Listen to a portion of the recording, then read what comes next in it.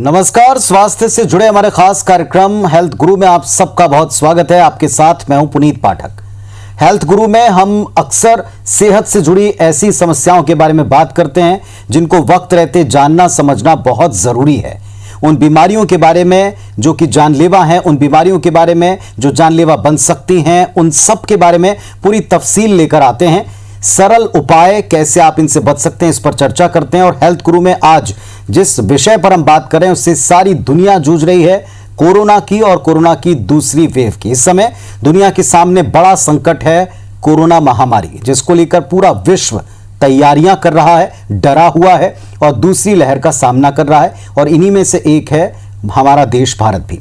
तो क्या स्थिति है सेकेंड वेव को लेकर, क्या सतर्कताएं बरतनी हैं, किस तरह बदला है ये वायरस, कैसे हमें परेशान करा और हम कैसे बच सकते हैं, इस सब पर बात करेंगे आज के हेल्थ गुरु में। शुरुआत करते हैं।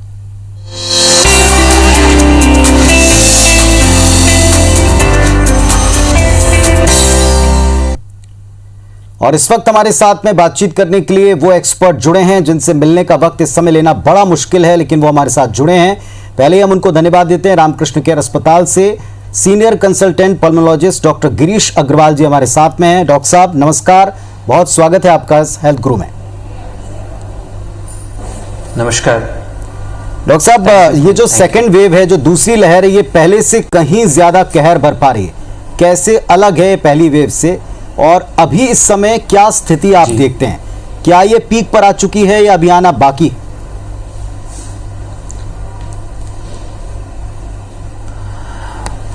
पुनीत जी, पहला जो वेव था उसमें वायरस का स्ट्रेन और अभी का जो वेव है इसमें वायरस के स्ट्रेन में चेंज है। वायरस अपने अनुवांशिक जो जेनेटिक म्यूटेशंस है वो हो चुका है और उसमें जितनी लैबोरेटरी रिसर्च है उसके हिसाब से इसमें प्रोबेबली डबल स्ट्रेन म्यूटेशन है ये। और ये जो म्यूटेशन है, जो अनुवांशिक चेंज आया है, ये इसको और भी ज़्यादा खतरनाक बना देता है, फैलने में भी और मारक क्षमता में भी। हालांकि अभी तक ये कहा जा रहा था कि ये वायरस फैलता ज़्यादा है लेकिन इसकी मारक क्षमता कम है। लेकिन जिस प्रकार से हम मौतें देख रहे हैं वैसे वैसे समझ में आ रहा है कि शायद इसकी मारक क्षमता पुराने पीक से ज़्यादा थी या पुराने स्ट्रेन से ज़्यादा थी। ये सारी चीज़ें, चूंकि वायरस नया है, स्ट्रेन नया है, इतना जल्दी कुछ भी कहना मुश्किल है। लेकिन जो फील्ड में हमको दिख रहा है वो यही है कि इसकी फैलने की क्षमता और मारने की क्षमता ज़्यादा है। जैसे आपने खुद ही कहा कि ये पहले से थोड़ा सा अलग अपग्रेड, हम कहें आज की भाषा में, आसान शब्दों में तो शायद थोड़ा ठीक होगा, लोग समझ पाएंगे। लेकिन इसके सबसे बड़ी दिक्कत ये है कि अब अलग अलग तरह के सिम्टम्स हैं। पहले सर्दी, जुकाम, बुखार, हम इन पर नजर रखते थे, लेकिन अब कई तरह के सिम्टम हैं। क्या चेंज आया है, कैसे पहचाने इसे? अभी जो चेंज सिम्टम्स में है वो हाई ग्रेड फीवर के साथ 102 डिग्री 103 डिग्री का फीवर है। शरीर पूरा तोड़ देता है, जैसे डेंगू फीवर में हम देखते थे या चिकनगुनिया फीवर में हम देखते थे कि पूरा शरीर टूट जाता है, हाथ पैर दर्द होने लगता है, या सिर्फ लोगों को बैक पेन हो रहा है या कमजोरी लग रही, इतनी कमजोरी कि वो बिस्तर से उठ नहीं पा रहे हैं। लूज मोशन, डायरिया, सर में दर्द, बड़ा ही विभिन्न प्रकार के अलग अलग प्रकार के सिम्टम्स आ रहे हैं। लेकिन खांसी, बुखार, लूज मोशन और बॉडी एक, शरीर में दर्द, ये मेजॉरिटी ऑफ सिम्टम्स इसके ये हैं। जैसे कोरोना वायरस चेंज हो रहा है डॉक्टर साहब, आपने भी महसूस किया होगा कि लोगों की थिंकिंग भी इसके बारे में बदली है। शुरुआत में इसके बारे में बहुत कम जानकारी थी, फिर अवेयरनेस आई और फिर ये अवेयरनेस लापरवाही में तब्दील हो गई। सेकेंड वेव में सबसे बड़ी दिक्कत शायद लापरवाहियों से है या हल्के में चीज़ों को लेने से। क्या आप भी ये महसूस करते हैं? क्या बोलोगे आप लोगों को?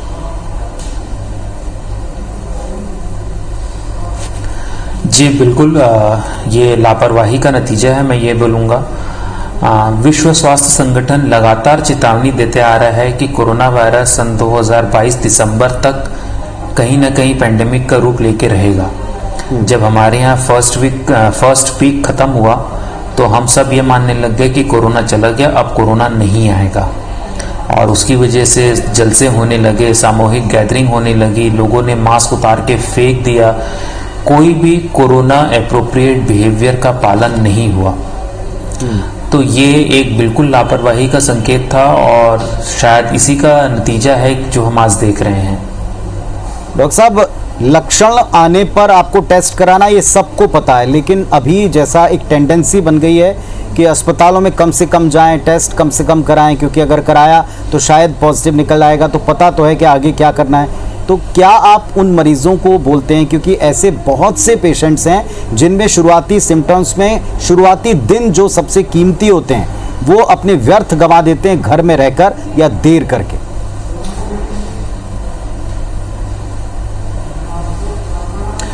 इसमें एक पॉइंट में और ऐड करना चाहूँगा पुनीत। शुरुआती दिनों में लोग टेस्ट नहीं कराते हैं, 2-3 दिन फीवर आया तो उसे नॉर्मल मान के छोड़ देते हैं और उसके बाद वो अपने नॉर्मल डे टू डे काम में लग जाते हैं। तो वो मरीज जो कि कोविड संक्रमित हो सकता है, वो घर के बाहर भी जा रहा है, लोगों से मिल भी रहा है और वो दूसरों को फैला भी रहा है, इस डर से कि अगर मैंने टेस्ट कराया तो मुझे 14 दिन घर में बंद होना पड़ेगा। तो एक तो वो सुपर स्प्रेडर या स्प्रेडर बनता है, दूसरा जब उसकी तबीयत खराब होती है 6वें-7वें दिन तो वो किसी भी हॉस्पिटल की इमरजेंसी में आता है और वहां पे उसे एक सस्पेक्टेड एरिया का बेड मिलता है। अब जितने भी हॉस्पिटल्स हैं उन सभी हॉस्पिटलों में सस्पेक्टेड एरिया के बेड बहुत लिमिटेड होते हैं, क्योंकि कोविड पॉजिटिव पेशेंट के लिए बेड ज्यादा है। सस्पेक्टेड एरिया के बेड 24 घंटे या 48 घंटे में रिपोर्ट आने के साथ ही अपन उनको शिफ्ट करते हैं, तो होल्डिंग एरिया या सस्पेक्टेड एरिया के बेड कम होते हैं। फिर वैसे मरीज को बहुत दिक्कत आती है कि मुझे कहीं बेड नहीं मिल रहा है। हालांकि अभी तो स्थिति ये है कि चाहे सस्पेक्टेड पेशेंट हो चाहे कंफर्म पेशेंट हो, उसके लिए बेड की मारामारी है। लेकिन अगर आपके पास आप कोविड पेशेंट है और आपके पास कोविड पॉजिटिव की रिपोर्ट है तो आपको कहीं ना कहीं बेड मिल जाएगा, इसकी पॉसिबिलिटी ज्यादा है। सस्पेक्टेड पेशेंट को बेड मिल जाएगा, इसकी पॉसिबिलिटी कम है। तो अगर आप टेस्ट कराते हैं तो आप खुद को बचा सकते हैं, आप खुद से दूसरों को फैलने वाले इन्फेक्शन को बचा सकते हैं, अपने परिवार को बचा सकते हैं और अपने लिए अगर जरूरत पड़े तो आपको बेड की चांसेस भी मिलने की चांसेस बढ़ जाते हैं। डॉक्टर साहब, एक और बात, अगर टेस्ट करा लिया पॉजिटिव आया तो भी एक ये टेंडेंसी है कि जिन लोगों को कोविड हुआ है, कोरोना हुआ है, उनसे ही जो उनका प्रिस्क्रिप्शन है उसको पूछकर दवाइयाँ अपने मन से खाने लगते हैं। कई लोग सिम्टम दिखे तो बिना टेस्ट करवाए भी उन दवाइयों को खाने लगते हैं। क्या ये जो डेथ रेट बढ़ रही है या जो लोगों में ये बहुत तेज़ी से फैल रहा है, एक बड़ी वजह के तौर पर ये भी सामने आ रहा है?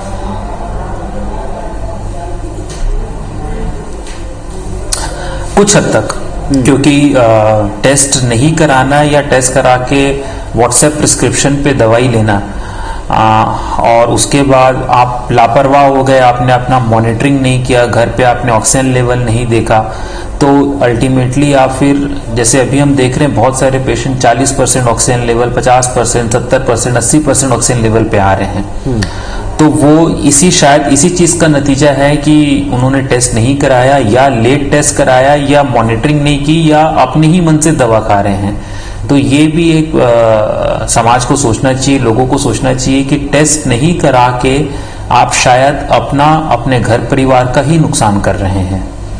इस दौर में सेकेंड वेव में, जबकि खासा तजुर्बा लोगों को भी हो गया है, हमको भी पता है कि कितनी गंभीर ये बीमारी है और किस हद तक ले जा सकती है, इसके बावजूद क्या हम इससे बच सकते हैं?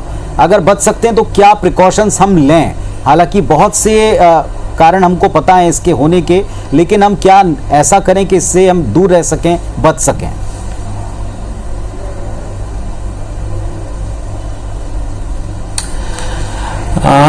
देखिए, कोरोना से बचने का जो फर्स्ट वीक में हमने देखा था, आज भी वही तरीका है। मास्क पहनिए, फिजिकल डिस्टेंसिंग 6 फीट की बना के रखिए और अपना हाथ धोइए। हाथ धोने के लिए एक बात बोलूंगा, लोग सैनिटाइजर बहुत इस्तेमाल कर रहे हैं, जरूरी नहीं है। सैनिटाइजर हेल्थ फैसिलिटीज के लिए है या ऐसी जगह पे यूज किया जाए जहां पे आपको साबुन से हाथ धोने की सुविधा ना हो। तो काम 3 ही चीज आनी है, डिस्टेंसिंग, मास्क और सैनिटाइजेशन या हैंड वॉशिंग, और चौथा जो कि मोस्ट इंपॉर्टेंट है वो है वैक्सीन। तो मैं समझता हूं कि पिछले पीक में हमारे पास वैक्सीन नहीं था, इस पीक में हमारे पास वैक्सीन है। तो जितने ज्यादा से ज्यादा हम खुद आके वैक्सीन लगाएंगे और ये सब कोरोना अप्रोप्रिएट बिहेवियर का पालन करेंगे, हमें कोरोना से बचाएगा। और अगर अगला पीक आता है तब भी यही चीजें हैं जो हमें बचाएंगी। जी, अभी जिस तरह से नया स्ट्रेन आया है इसमें बहुत सारे नए सिम्टम्स हैं, क्या इसमें पहले से ज़्यादा दिक्कतें आ रही ट्रीटमेंट में, या लोग देर कर रहे हैं इस वजह से ज़्यादा नुकसान पहुंच रहा है लोगों को? दोनों ही बातें हैं। ये वायरस जैसे मैंने कहा तेजी से फैल रहा है और इसकी मारक क्षमता भी ज़्यादा है। इस स्ट्रेन में पहले जो ट्रीटमेंट हम लोग करते थे उसका फिर भी हमको रिस्पांस मिलता था। इस स्ट्रेन में रिस्पांस उतना अच्छा नहीं मिल रहा है जो पिछले स्ट्रेन में हमको मिलता था। और लापरवाही करेंगे, देरी करेंगे तो फिर और भी गलत बात है। तो दोनों ही कारण है कि जिसमें लोगों की डेथ हो रही है। एक रेमडेसिविर को लेकर हालांकि आपका एक वीडियो भी हमने देखा है और इसमें काफ़ी सटीक जानकारियां, लेकिन फिर भी इस इंजेक्शन को लेकर एक तो मार्केट में कमी है, और इसमें जैसे हम सुनते हैं एक्सपर्ट से, आपने भी कुछ लोगों को बताया कि इसकी आवश्यकता खुद से आप डिसाइड ना करें। क्या और क्यों और किस तरह के पेशेंट्स को इसकी आवश्यकता होती है? अचानक से लोगों में इतनी जागरूकता कैसे आ गई कि लोग इसे स्टॉक करने लगे हैं या भविष्य के लिए इसे अपने लेकर रखने लगे?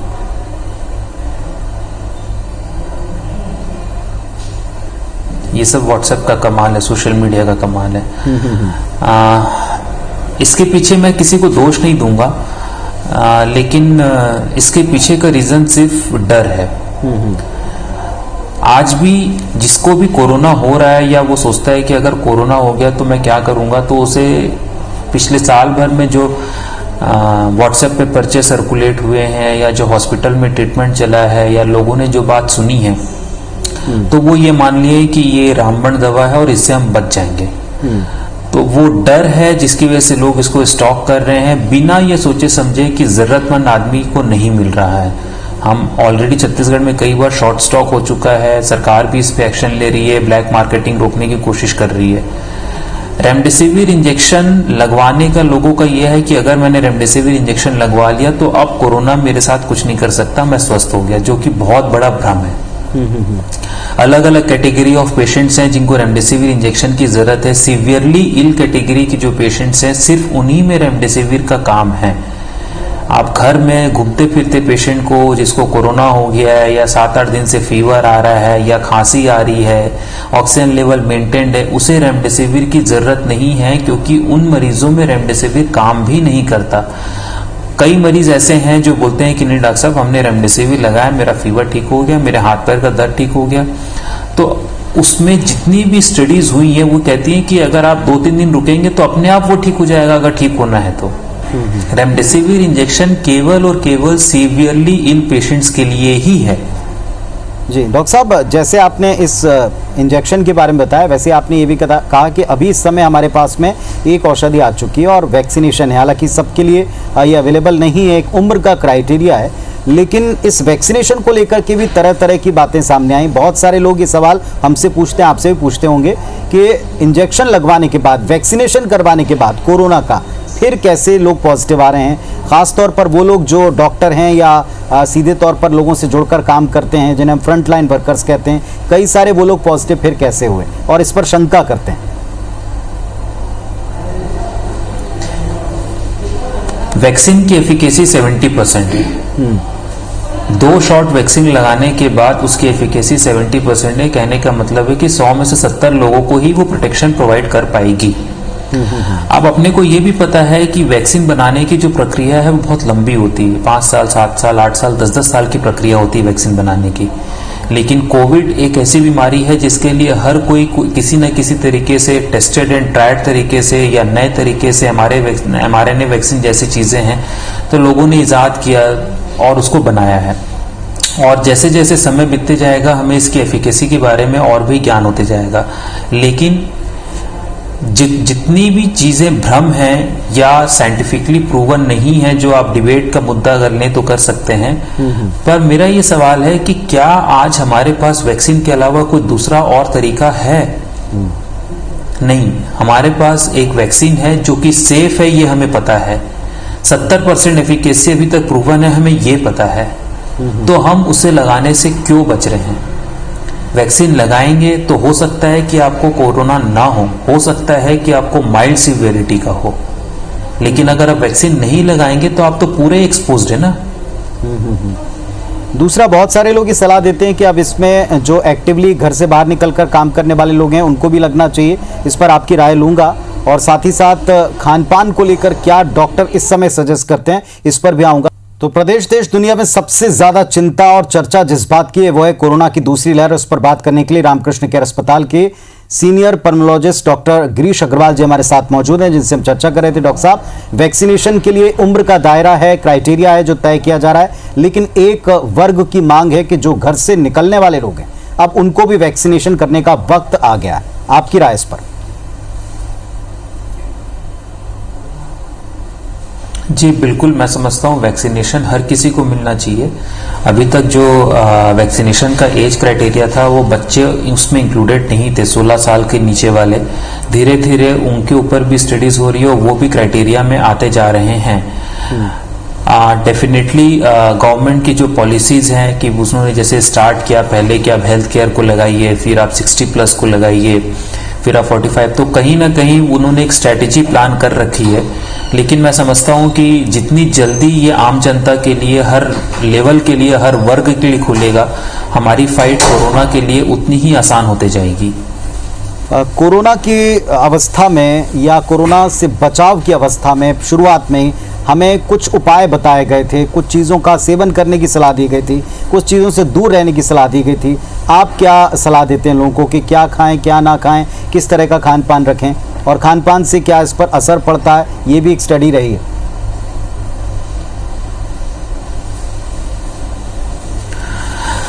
देखिए, खान पान पे इसका क्या असर पड़ता है ये मुझे नहीं पता है, लेकिन मैं इतना जानता हूं कि खाना पीना हमेशा हेल्दी होना चाहिए। चाहे वो कोविड की बात करें, चाहे हम normal day to day life की बात करें, fried item, deep fried item, heavy sugar या मीठा बहुत ज़्यादा, मतलब ये सारी चीज़ें कभी भी सेहत के लिए अच्छी नहीं थी, ना आज ना उस समय पे जब साइंस इतना विकसित नहीं था। तो खाने पीने का हमेशा से इंडिया में पर्टिकुलरली अलग अलग जगह पे अलग अलग कल्चर रहा है, और आप किसी भी कल्चर में अगर आप खाना पीना उठाएंगे जो उनके बुजुर्ग करते थे, उन सब का बहुत हेल्दी खाना हुआ करता था। समय के साथ हमारी जनरेशन का खाना बिगड़ा है, लेकिन अगर हम अपने कल्चर पे जाएंगे और घर की नेचुरल चीज़ें या खेत की नेचुरल चीज़ों को प्रिफर करेंगे तो वो उससे ज़्यादा हेल्दी कुछ भी नहीं है मेरे हिसाब से। सेकेंड वेव में बच्चों को भी खतरा बताया जा रहा है, साइलेंट किलर की तौर पर कई लोग इसको संज्ञा देते हैं। कई लोग इससे बिल्कुल नहीं डर रहे हैं, ये एक चिंता है। दूसरी तरफ ये कि कुछ लोग इससे बहुत ज़्यादा चिंतित हो गए हैं। उन दोनों वर्गों को आप क्या कहेंगे?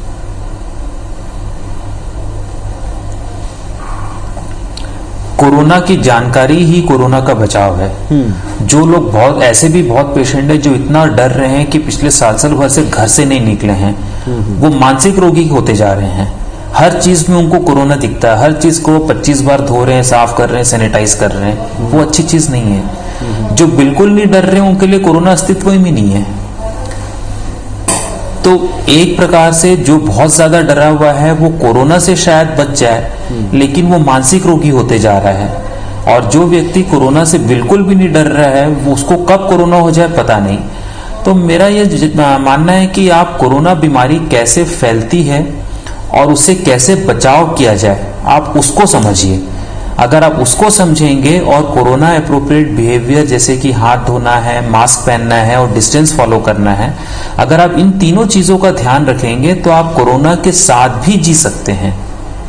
जी, लेकिन कुछ हद तक ये भी कहा जाता है कि इससे बिल्कुल बेखौफ होना, लापरवाही या निडर होकर के निडरता को हम लापरवाही से रिप्लेस कर देते हैं। तो इस तौर पर देखें तो थोड़ा डरना भी शायद ठीक है, क्योंकि डरेंगे तो सतर्क रहेंगे। बिल्कुल, डरना इसलिए जरूरी है क्योंकि हम लापरवाह हो रहे हैं। अगर आपने इन तीन चीजों को फॉलो कर रहे हैं आप, तो आपको डरने की आवश्यकता नहीं है। प्रिकॉशन रखने में और डरने में फर्क है जी। अगर आपने प्रिकॉशन रखा हुआ है तो आपको डरने की जरूरत नहीं। अगर आप डरे हुए हैं बहुत ज्यादा तो फिर तो आप घर पे ही बंद हो जाएंगे। तो इन दोनों चीजों का एक बैलेंस बनाना होगा और ये हर इंसान को खुद बनाना होगा। चलिए, तो डॉक्टर साहब जो बातें आपसे कह रहे हैं इनको ध्यानपूर्वक सुनिए। एक्सपर्ट डॉक्टर, इस वक्त इनका इतना समय मिलना बहुत मुश्किल है। डॉक्टर साहब, बहुत धन्यवाद आपका, इतनी काम की इन्फॉर्मेशन और इस दूसरी लहर में कितना डरना है और कितना हमको निश्चिंत होकर के आगे बढ़ना है, इसके बारे में आपसे राय हमको मिली। बहुत बहुत धन्यवाद सर आपका जुड़ने के लिए और सारी बातें और सारी सलाह देने के लिए।